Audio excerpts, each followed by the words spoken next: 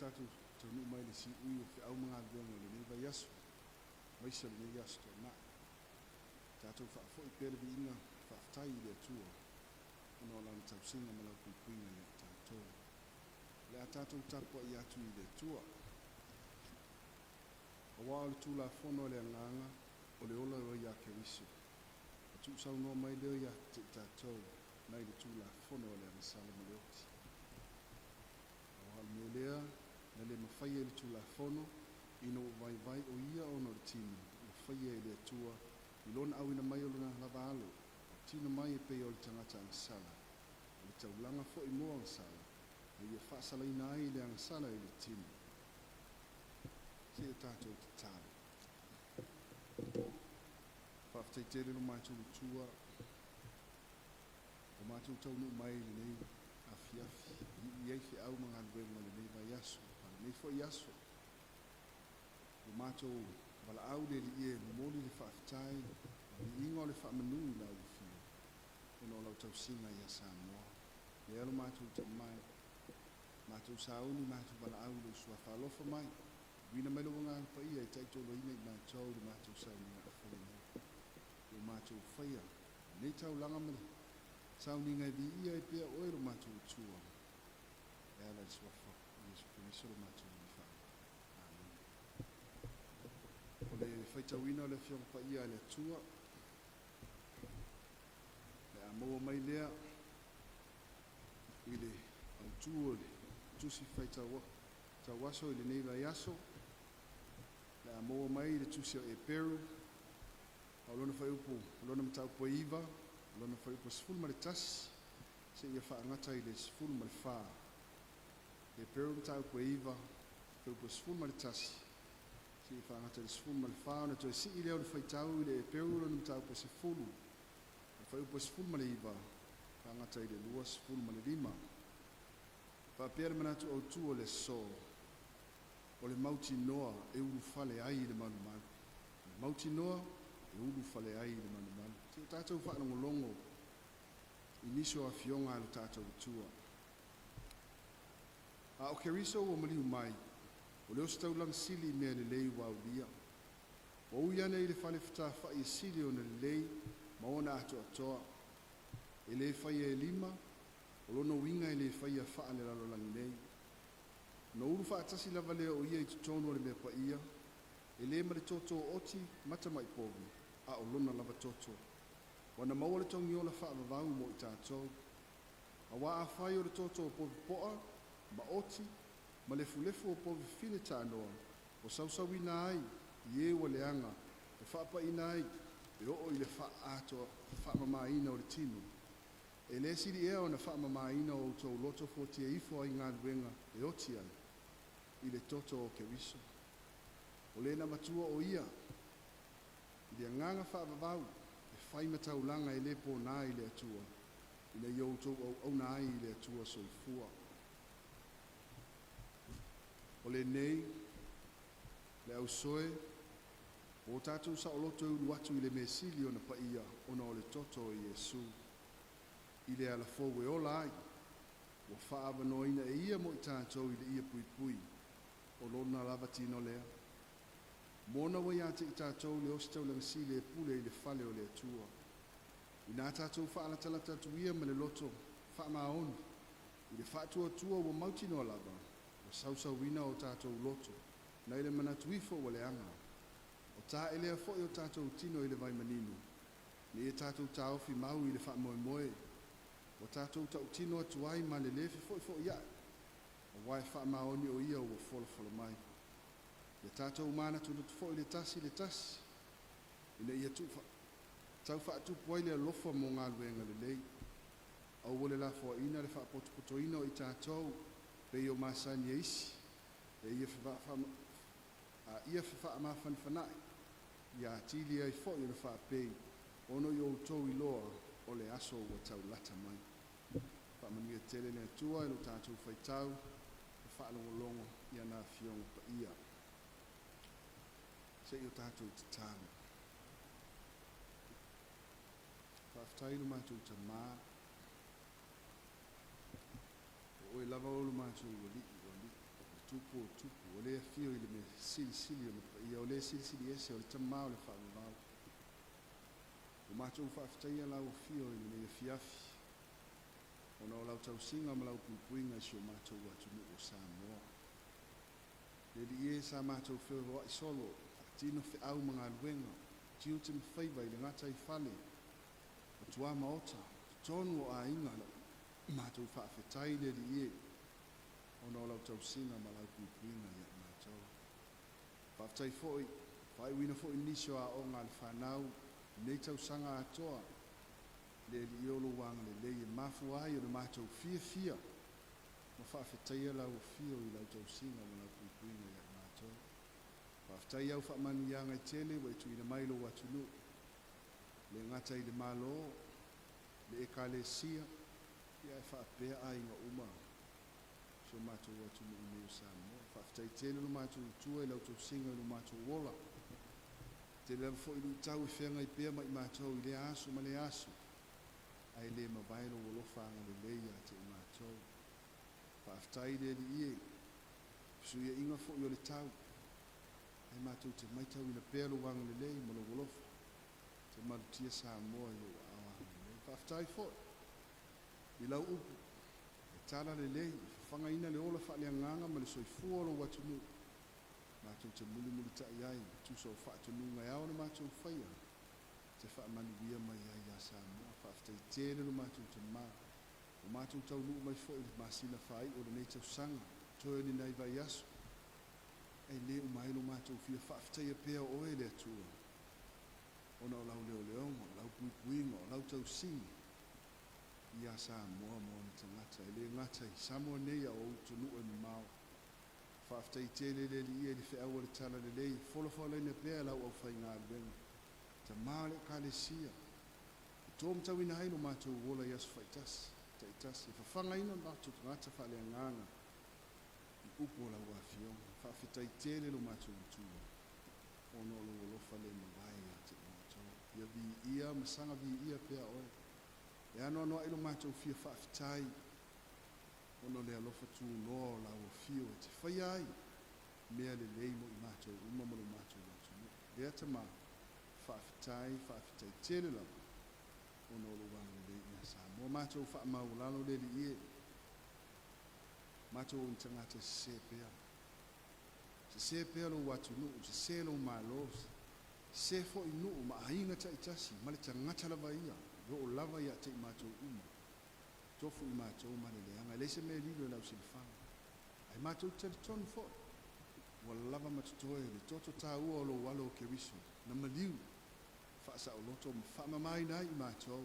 Lea lo mātou tua tau tino o mātou ngutu. A wai whaamaoni lau o fia i te whaamanganu. Pau lava o lea. Lo mātou salamo ma le liu ese le leanga. Whai le me. E manui ai lo mātou atu ni. E le o whai le me o o mai eilo to sa. Mātou te tālo whaamangalo Samoa. Mai lava i ona ta ita. Se i o i tangata anu. Whaamangalo fo. Le au whai ngā luenga. Ta mawhai whi au se i o lava i so stas. Ia e whaapea. Matai. Tua matau si o sao au te mai ta. O lava i a inga ta itasi. O ia mātou whana witi. Whaamangalo lo watu ni watu ati mātou te tālo le li ie. Ia iai lo file muia te mātou ai aua lava o lo to sa. Lofa matalia mai. E wha maua longa ho te ngata i le fia. Mātou te tālo le li ie. E ano ano ai. Masolo ia o manuia. Te fia wha manuia mai ai. Ai mātou te tālo wha manuia Samoa. Me lava iona ta itai wha le malo. Wha le company. Wha le kalesia i nu.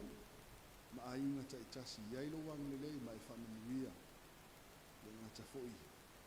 I lea le li ia o e ngā nuru e le vāo, le ngata i whale. A pia whana wao au ina Samoa. Whaiva lofi lima le tangata lava ia. Whamanuia la o fio. Manuia foi le soifua malo lo ina. Ia iai lo wang le lei. Mai lava i sea putu matua sea putu i titi. Nai a mātou pepe. Whai lele mi pepe fau. Manuia la o fio. Mātou tālo le li. Manuia Samoa ni whai ngā malo longa le li. Fia au lia le asfo wa tae au. tapua I whaatasi lo watu nui lo maluman. Ia lo wanga le mai whaamanuia ia auna. Tuma fola lo whingana. Whangai na pēr so I fua whaale anganga lo watu nui. Lo wha mai whaamanuia mai. Ono Yesu matu talo ai. Amen. Ole launga I le suafa o le tamā, le alo male anganga pa ia. Le mo se au tua manatu. Tu sai o le. Tu si faitau waso o le mauti noa e uru fale ai I le malu. Le whaongaina le whaipoe luas ful maltasi. Le au tu iai manatu. Mona wa ia te I tātou le osi taulang sili e pule I le fale o le atua. Mona wa ia I tātou le osi taulang sili e pule I le fale o le atua. Tu se e peru pe o tātou whaitau wina I lona mtau pue iwa.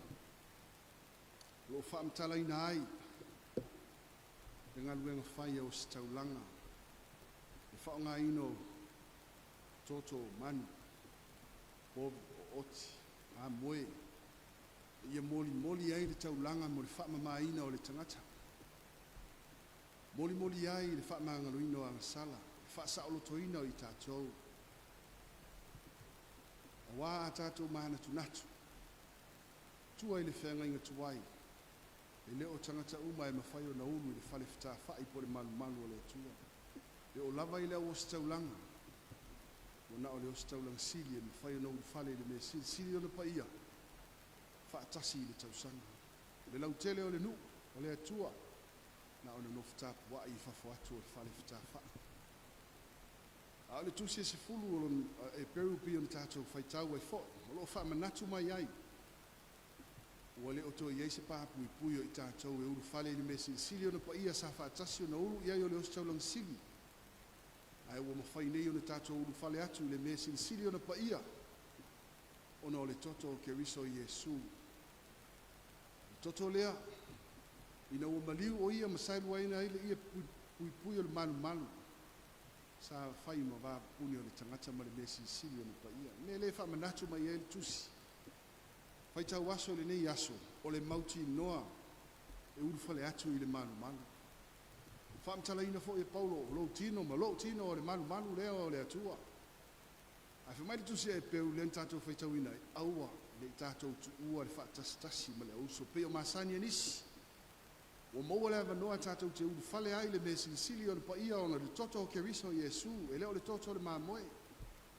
Po o le oti, ai o le toto o ke riso lava.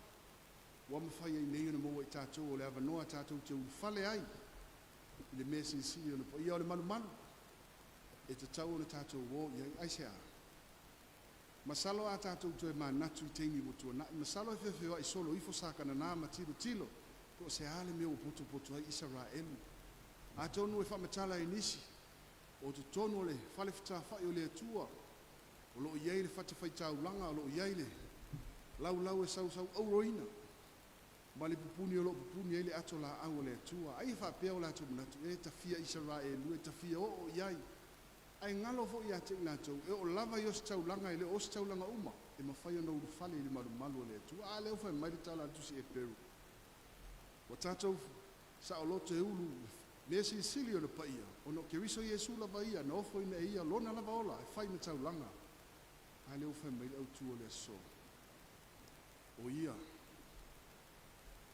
O sa o tonga mo e ma. Wa mawhai ei o na tātou ulu whale atu I le malu le atua. Ai se ala e whinga tā ai o na tātou o mai le malu le atua. Tātou teo mai vivi. Wha manu ma wha whitai le atua.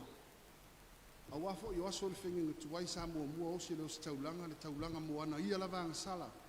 O na whatoa osi leo le taulanga mua ang sala. Peitai ane. Ke riso lava ia. Le eise ila, le eise pona. Na whaia ia le taulanga e tasi. E mō tangata uma. Le mana o mia se taulanga mo ia langa o ia. O le tamau le whaamabau. O le alo to e tasi o le atua. Me le wha meri tu se e feso. O I tātou sa whai ma tama whai. O wa vei tātou e suli wha tasi ke riso o tātou wha pēa ni ai. Awa le tamai ono ke riso Yesu. Mai le manatu o le autu o le nei aso o le mauti noa tātou te ulu. Fale ai le malu. Sa mo ai o atu muri. le o tātou fia e o i le manumalu o le atua, tātou te vivi i matapuai, lea ua maua lo tātou avanoa, tātou te ulu fale ai le mea paia, ma le silisili ona paia, ua le na o si taulanga, a o oe maa, o maua le avanoa e ulu fale ai, manumalu o le atua, ona o ke riso i Yesu, manatua, lea ua tātou iai fo teimi, fia matawhawhao, au ana ingalo, o lou tino, ma lou tino, o le manumalu lea fia ulu fale ai ke riso, tā ua lo tātou iai, poto putonga uma, sauni ngā lotu, tae au malafiafi, masos taimi, masos aso. Io tātou fia tātou te o i le malumalu o le atua. Ele ngata i lea, i tātou wō ma ave o tātou whanau ma o tātou ainga. Tātou te tāpua i whaatasi, ma whanau no ma le whaatasi i le atua. O wā o ia o le whenga inga fau. Wa mawai le whenga inga tuwai. A wa ia te tātou le whenga inga fau, e ala ni maliu, ma le toi tu manu malo ke riso. I ona tātou whaamanatu i na pēr i whaamanatu i taitasi. O lana whenga inga fo, e ala i lana upu i o tātou whaitau ma teu. Tātou te ola ai, sava vali ai. Mo tātou fia e whale mai i malu le atua. Sa moa, i whaamanu ia tele le atua, le alo atu le whaamanatu ina. O le whanau mai o le pepe fo, ma le tausanga fo. O ni ave tātou o tangata i fo ia. Ta ofi le atua se stein ta ofi le malu se umar fia ai fai tātou ma e fia e uru fale mai le malu le atua fa fo i le vi ingo le fa fitai o le fa manu ma le fa ni tama ono ke riso lava o tātou le fa o mafu ai le tātou ta po ai ma vi ia te ono Yesu amen la tātou vi i le vi inga se lau lima sfu ma fa